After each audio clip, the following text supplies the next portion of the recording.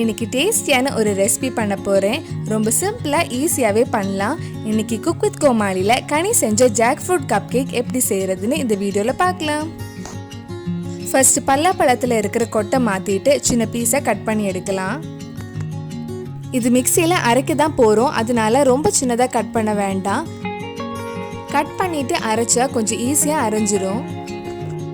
நான் அரை கப் பலாப்பழம் எடுத்திருக்கேன். இது மிக்சியில் அரைக்க போகிறேன். இந்த மாதிரி அரைச்சிக்கோங்க. ரொம்ப ஸ்மூத்தாக அரைக்க வேண்டாம். சின்ன பீஸ் பலாப்பழம் இருந்தாலும் அது கேக் சாப்பிடும்போது கடிக்க நல்லா இருக்கும். இப்போ ட்ரை இன்க்ரீடியன்ட்ஸ் ரெடி பண்ணலாம். நான் ஒரு கப் மைதா எடுத்திருக்கேன். அது இந்த மாதிரி அரைச்சி எடுத்துக்கோங்க. இதில் 1 teaspoon baking powder, 1/4 teaspoon baking soda add பண்ணுறேன். இது நல்லா மிக்ஸ் பண்ணி வச்சுக்கோங்க. இன்னொரு பவுலில் 100 கிராம் பட்டர் எடுத்திருக்கேன். பட்டர் ரூம் டெம்பரேச்சரில் இருக்கணும். பட்டர் நல்லா பீட் பண்ணதுக்கப்புறம் இதில் 3/4 கப் பவுடர் சுகர் ஆட் பண்ணலாம். இது 3/4 கப் சுகர் எடுத்து மிக்சியில் பொடிச்சது. இது பட்டர் கூட நல்லா மிக்ஸ் பண்ணலாம். இப்போ இதில் 3 முட்டை ஆட் பண்ணுறேன். உங்களுக்கு வேணும்னா ஈஸியாக மிக்ஸ் பண்ணுறதுக்கு ஒரு முட்டை ஆட் பண்ணி மிக்ஸ் பண்ணிவிட்டு இன்னொரு முட்டை ஆட் பண்ணலாம். இது பட்டர் சுகர் கூட நல்லா மிக்ஸ் பண்ணிக்கோங்க. வேறு குக் வித் கோமாளி ரெசிபிஸ் உங்களுக்கு பார்க்கணுன்னா அதோட லிங்க் டிஸ்கிரிப்ஷனில் இருக்குது. அந்த வீடியோஸும் போய் பாருங்கள். இப்போ நல்லா க்ரீமியாக வந்திருக்கு. இப்போ இதில் 1 டீஸ்பூன் வெனிலா எசன்ஸ் ஆட் பண்ணுறேன்.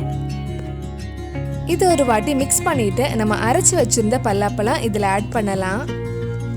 இதுவும் நல்லா மிக்ஸ் பண்ணிக்கோங்க. இங்கே கேரளாவில் இப்போ பலாப்பழம் சீசன் கிடையாது. இன்னைக்கு ஈஸ்டர்னால மோஸ்ட்லி சூப்பர் மார்க்கெட்ஸ் எல்லாம் க்ளோஸ் பண்ணி தான் வச்சுருப்பாங்க. இந்த ரெசிபி எப்படி பண்ணுறதுன்னு யோசிச்சுட்டு இருக்கும்போது தான் ஒரு அக்கா அவங்க வீட்டில் இருக்கிற பலாப்பழம் கீழே விழுந்துட்டேன்னு கொண்டு வந்தாங்க. எனக்கு ரொம்ப ஹாப்பியாக இருந்துச்சு. இது மிக்ஸ் பண்ணதுக்கப்புறம் ட்ரை இன்க்ரீடியன்ட்ஸ் கொஞ்சம் கொஞ்சமாக ஆட் பண்ணி மிக்ஸ் பண்ணலாம்.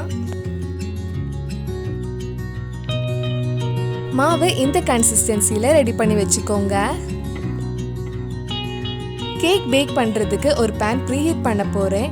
நடுவில் ஒரு ஸ்டாண்டும் பிளேட்டும் வச்சுக்கோங்க. ஒரு 15 நிமிஷம் ப்ரீஹீட் பண்ணலாம். என்கிட்ட இருக்கிற சின்ன கப் கேக் மோல்ட் இப்போ பட்டர் மைதா வச்சு கிரீஸ் பண்ண போகிறேன்.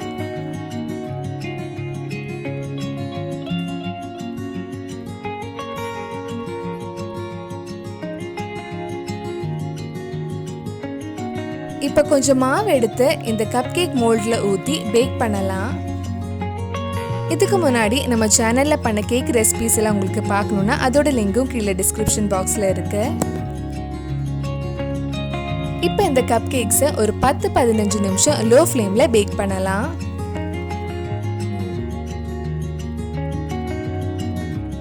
ஓப்பன் பண்ணும்போதே பலாப்பழம் ஸ்மெல் சூப்பராக வருது. கேக் நல்லா பேக் ஆயிடுச்சு. இது ஆறுனதுக்கு அப்புறம் மோல்ட்ல இருந்து எடுக்கலாம். மெதுவாக சைடில் இருக்கிற எட்ஜஸ் எல்லாம் லைட்டாக கட் பண்ணிட்டு கேக் எடுக்கலாம்.